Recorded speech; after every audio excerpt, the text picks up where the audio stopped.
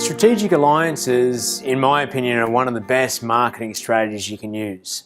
If you think about what the best kind of lead is for your business, it's usually a referral. So referrals from existing clients would be number one strategy. Number two strategy would be referrals from other partners that you work with. Now, before I talk about how to set up a strategic alliance, let me just talk about what they are and why you might want to set them up.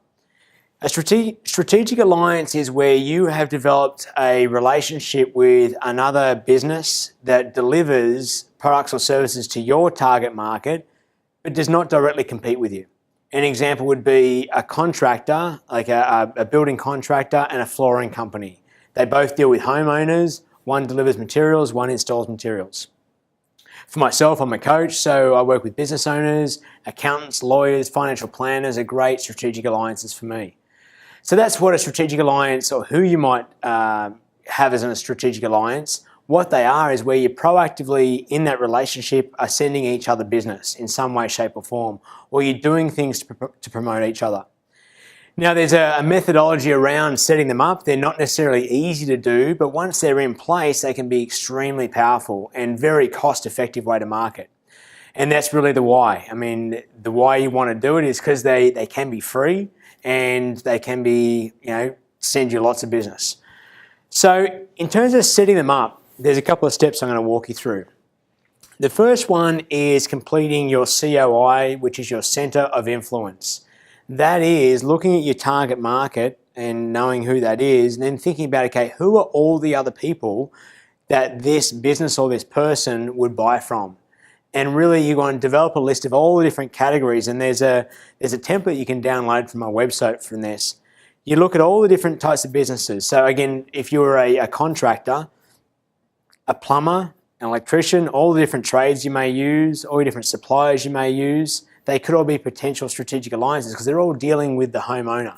It could be an interior designer. It could be a home automation company. It could be a garage door manufacturer or installer. All these people could be potential strategic alliances for you. So we go through and we identify what all the different potential businesses are that could be alliances. And then within that, we do some research to list out some specific companies.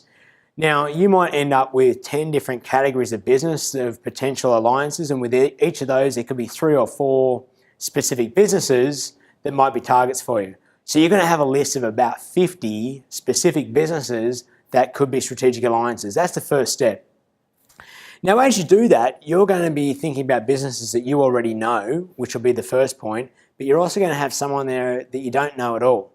So you've got to look at, okay, what's the next stage to initiate this relationship? Is it someone I don't know or someone I do know? So that you're going to take that into consideration as we walk through these next steps. So once we've got our list, it's about how do we get traction on it? How do you get these people involved to want to help you out? So that's the initial positioning. Now, I should mention at this point that out of those 50 that you might contact, you might end up with 5 that get it, that turn out to be strategic alliances. And that's okay. See, when you talk to people, some people are going to get this, some are not going to get it. That's okay. We want to find the ones that really get it. So your initial positioning is going to be something like, let's say you already have a bit of a relationship with the person. You might say, Bob, listen, we've been looking at our marketing plan, looking at our goals. We've put in some pretty aggressive growth strategies here that we're looking to achieve. We're looking to have conversations with other people that we respect and that also do good work and see how we might help each other to grow our respective businesses. Would you be interested in exploring and sitting down for a 15-minute conversation to explore what that might look like? We want to help you grow if you're interested in it. And they're either going to say, hey, that sounds like fun, let's have a conversation. They're going to say, what are you talking about? If they say, what are you talking about? You might elaborate a little bit more. If they just don't get it, that's fine, leave it, move on to the next one. But most people, my experience has shown about 80% of people will say, sure, let's have a conversation. Usually the hurdle to doing this is people who have been in business for quite a while may have done this sort of thing before. And invariably what happens when people get together to discuss how they might be able to help each other is that they have these initial conversations and then nothing happens. So you might come up against someone who is a little jaded or sees it as a waste of time. If you believe they could be a valuable strategic alliance, you might reassure them at saying, listen, after our first meeting, I think it's important that we both make agreement on whether this is worth pursuing or not. If it is, we're going to put specific steps in place to develop some traction momentum to make it worth both our while. If after the first meeting we decide that there's no point pursuing this, let's leave it at that. And that will just show you've got a level of professionalism and you are more proactive about and choosy about who you're going to partner with. So that's the initial positioning. It's about delivering value for them and delivering value back to yourself and your business. How can you work together to help each other? If you're working with someone who doesn't know who you are, you might need to be aware of developing credibility with that person. If you just call up and say, "Hey, I'm Joe Blow off the street, I want to grow my business, do you want to see if we can help each other?" They might think, "Who are you? Why are you calling me?"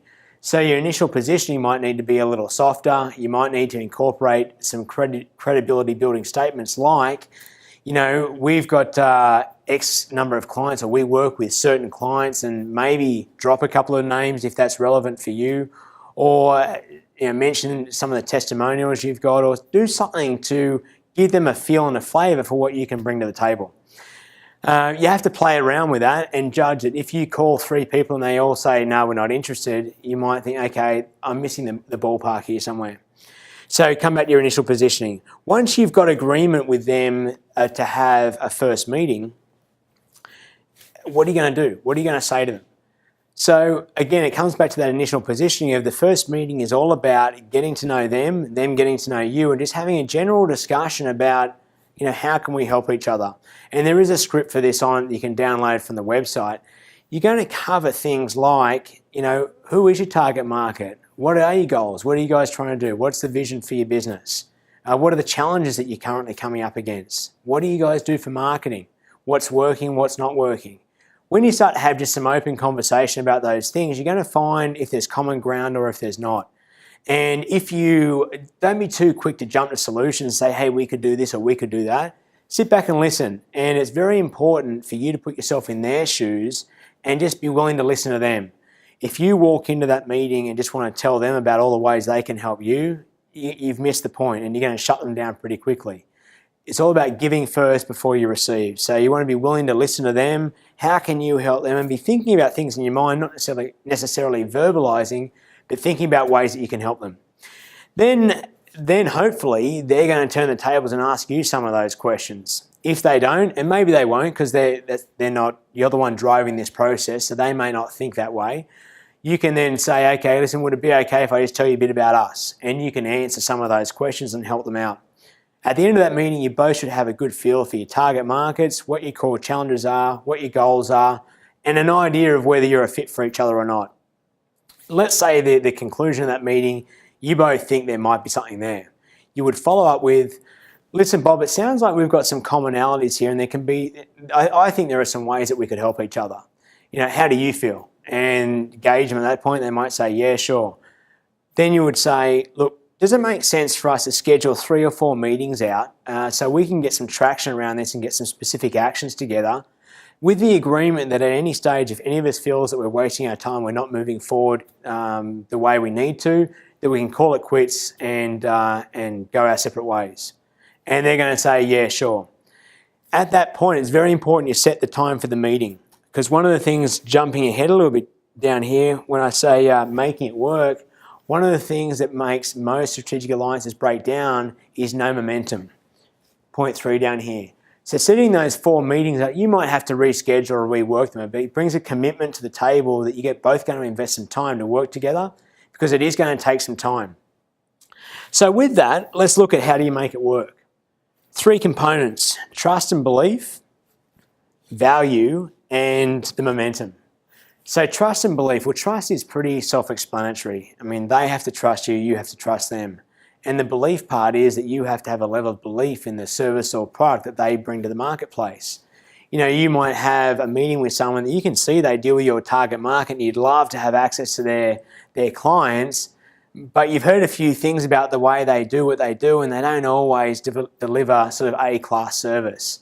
You want to be real careful about moving forward with that, because as you align yourself with other people, they become to reflect on your brand and how you do things. So it's very important that you align yourself with people who have the same value proposition as you, or the same values, and deliver a similar quality to your customers, because you're going to be referring them as well. So your customers are going to be dealing with them potentially, And if you refer someone, you're going to be reflected, your brand is going to be reflected through that referral.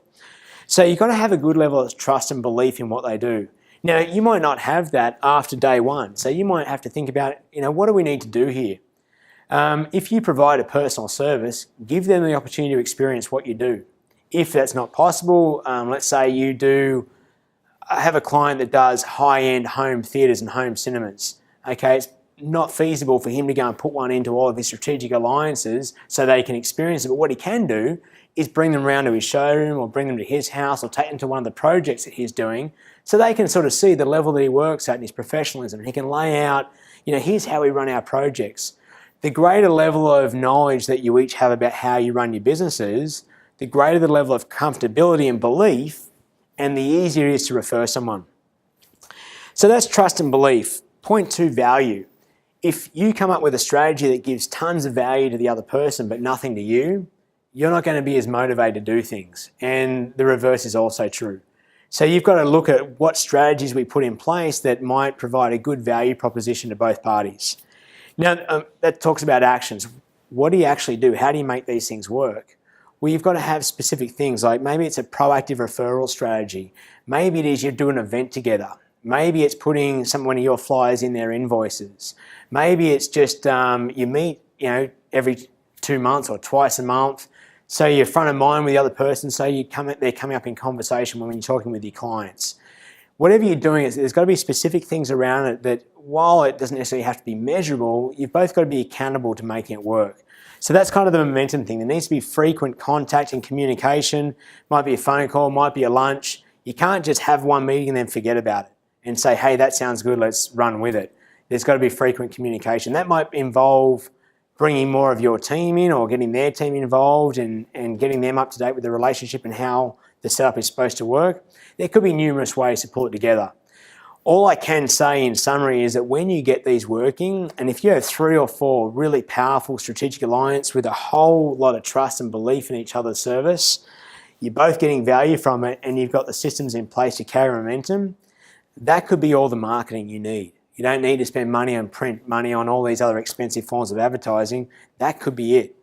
So it's a very powerful strategy. Have some fun with it. You've got to be committed to it. If you say you don't have any of these in place now and you decide, yeah, this is something I want to do, you can't have one meeting every 6 months and expect to generate results out of it.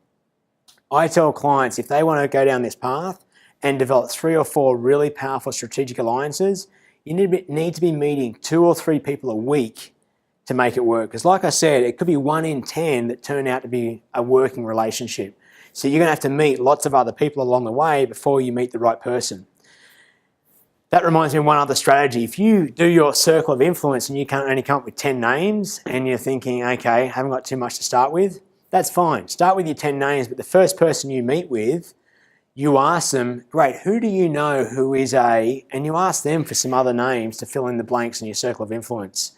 I've actually had it with clients that only had 3 people they could think to go to, but they had questions of all the other people they'd like to meet.